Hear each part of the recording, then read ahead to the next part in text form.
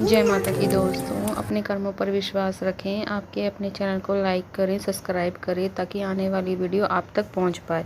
आज हम योगिनी एकादशी व्रत के बारे में बात करेंगे।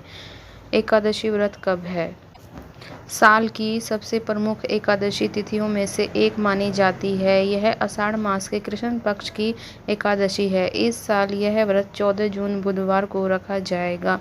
इस व्रत के प्रभाव से किसी भी प्रकार के असर खत्म होकर व्रत करने वालों को शुभ फलों की प्राप्ति होती है। आइए जानें कैसे व्रत करें।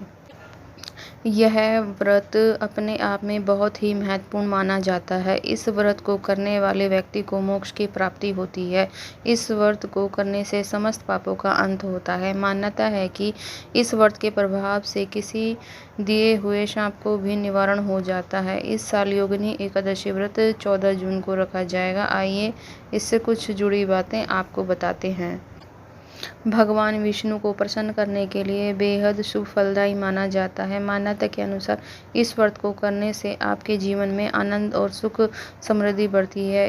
इस व्रत को करने से अतुल्य फल की प्राप्ति होती है। इस व्रत को करने वाले पर 88,000 ब्राह्मणों को भोजन कराने समतुल्य फल की प्राप्ति होती है। इस व्रत को करने वाले के लिए मोक्ष की प्राप्ति का मार्ग सुगम हो जाता है।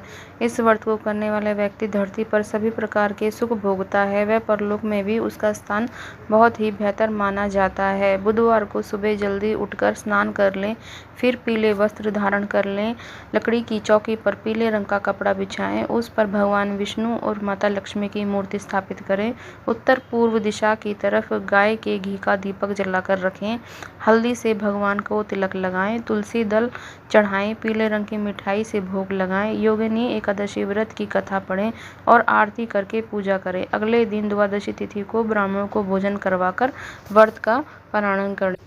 आइए आपको इस व्रत की कथा सुनाते हैं। महाभारत काल की बात है कि एक बार धर्मराज युधिष्ठिर ने भगवान श्री कृष्ण से कहा कि त्रिलोकनाथ, मैंने ज्येष्ठ माह के शुक्ल पक्ष की निर्जला एकादशी की कथा सुनी। अब आप कृपा करके आषाढ़ माह की कथा भी मुझे सुनाएं। इस एकादशी का नाम तथा महत्व क्या है, सो मुझे विस्तार पूर्वक बताइए। श्री कृष्ण ने कहा, हे पांडुपुत्र, आषाढ़ माह के कृष्ण पक्ष की एकादशी का नाम योगिनी एकादशी है। इस व्रत करने से सभी पाप नष्ट हो जाते हैं। यह व्रत इस लोक में भोग कर परलोक में मुक्ति मिलती है। हे धर्मराज, यह एकादशी तीनों लोकों में प्रसिद्ध है।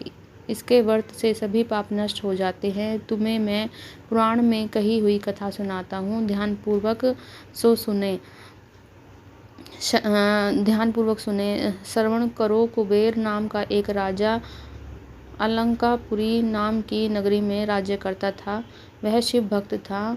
उनको हेममालिनी नामक एक सेवक था जो पूजा के लिए फूल लाया करता था। हेममालिनी की विशाल लक्ष्मी नाम की अति सुंदर स्त्री थी। एक दिन वह मानसरोवर में पुष्प लेकर आया, किंतु कामस्व होने के कारण पुष्पों को रखकर अपनी स्त्री के साथ स्मरण करने लगा। इस भोग विलास में वह दोपहर हो गई।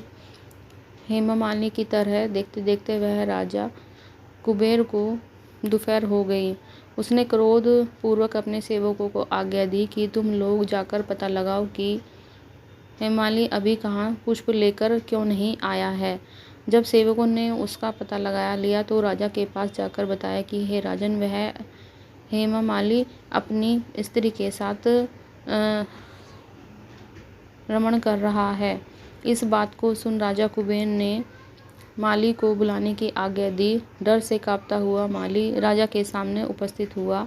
उसे देखकर कुबेर को अत्यंत क्रोध आया और उसके होठ फड़फड़ाने लगे। राजा ने कहा, अरे अधम, तूने मेरे परम पूजनीय देवी देवताओं को, भगवान शिवजी को अपमान किया। मैं तुम्हें श्राप देता हूँ कि तुम स्त्री वियोग में तड़प और मृत्यु लोक में जाकर कौड़ी का जीवन व्यतीत करोगे। कुबेर के श्राप से वह तथा स्वर्ग से पृथ्वी पर आ गिरा और कौड़ी हो गया। उसकी स्त्री भी उससे बिछड़ गई। मृत्यु लोक में आकर अनेक भयंकर कष्ट भोगे, किंतु शिव की कृपा से उसकी बुद्धि मलिन न हुई और उसे पूर्व जन्म की भी सुध रही। अनेक कष्टों को भोगता हुआ वह अपने पूर्व जन्म के कुकर्मों को याद करता हुआ वह हिमालय पर्वत की तरफ चल पड़ा। चलते चलते मार्कंडेय ऋषि ने आश्रम में पहुंचा। वहां ऋषि अत्यंत वृद्ध तपस्वी थे और दूसरे ब्राह्मणों के सामने समान प्रतीत हो रहे थे और उनका आश्रम ब्रह्म की तरह सभा में समान शोभा दे रहा था। ऋषि को देखकर माली वहां गया और उन्होंने प्रणाम करके उनके चरणों में गिर गया। माली को देखकर मार्कंडेय जी ने कहा, तूने कौन से निकृष्ट कर्म किए हैं जो तू कोढ़ी हो गया, भयानक कष्ट भोग रहा है।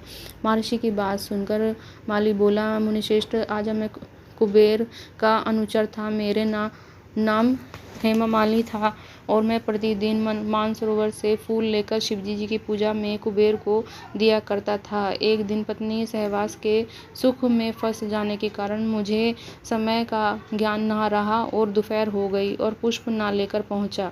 जब उन्होंने मुझे शाप दे दिया तो मैं अपनी स्त्री को वियोग और मृत्युलोक में जाकर कोढ़ी बन कर भोग रहा हूँ तथा पृथ्वी पर आकर भयंकर कष्ट भोग रहा हूँ।